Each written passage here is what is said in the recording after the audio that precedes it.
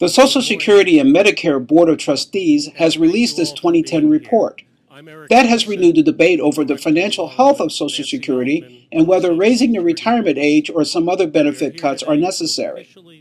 But there are people who remember when Social Security was facing a real crisis in the early 1980s, and who argue that today's challenges pale in comparison to what faced policymakers then. One of those is Nancy Altman, who is a co-director of the Strengthen Social Security campaign. Altman worked on the committee that hammered out a compromise in 1983 that preserved the financial health of Social Security. In 1982 and 1983, Social Security was projecting a much more immediate and much larger deficit than it is today. And at that time, Congress used the regular order. There was a commission to make recommendations, but it went to Ways and Means Committee where they had hearings, where there was a markup, where it went to the floor in the Senate. You could have unlimited debate and amendment, and it went through the regular order. It was not a closed, behind-the-door scene to correct a problem, which, as I said, was much more serious back then. Barbara Kennelly was a member of Congress from Connecticut at the time. She's now the president of the National Committee to Preserve Social Security and Medicare. The first thing was Social Security was in crisis. We didn't know if the checks were going to be able to go out in the next couple of months, so that was a crisis. We're not in crisis now. The other thing was that the Greenspan Commission made it very clear to the members of the House Ways and Means Committee and the Finance Committee that the baby boomers were coming. They were they were in their late 20s and their 30s. When people say they didn't know they were coming, I don't know where they were. And they were coming, so we had to raise the payroll tax higher than we really needed to for the crisis, so that the baby boomers were almost pre-funding their own retirement. So now to say the money isn't there, of course the money is there. But money is very safe in government bonds. But this is totally different. We were really, really, really worried about the future of Social Security in '83. Right now, we have, if people would say what really is happening, we wouldn't have to worry.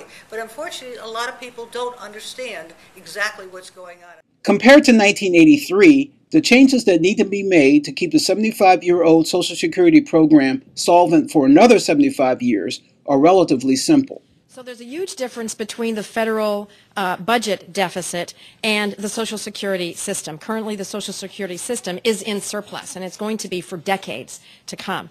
At some point, with the demographics, the baby boom generation going into retirement, at some point the actuarial prediction is that that surplus will begin to come into balance. And in order to keep it at balance and not let it go, let that system itself go into deficit, you may have to raise the cap, for example, on your payroll taxes. If you're Warren Buffett, after you've paid your first Social Security taxes on your first $106,000, which is probably about 2 seconds after midnight, you don't pay for the rest of the year.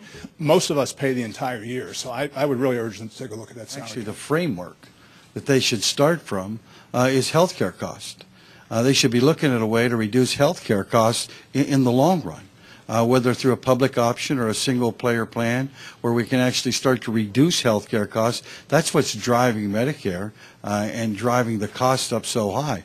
So they ought to be focusing on the drivers of it and not just trying to say, well, let's take benefits away. That's the result of it. The driver is health care costs. The bottom line, says Eric Kingson, co-director of the Social Security Works Coalition and co-chair of the Strengthen Social Security campaign, is that there is no need to talk now about reducing Social Security benefits.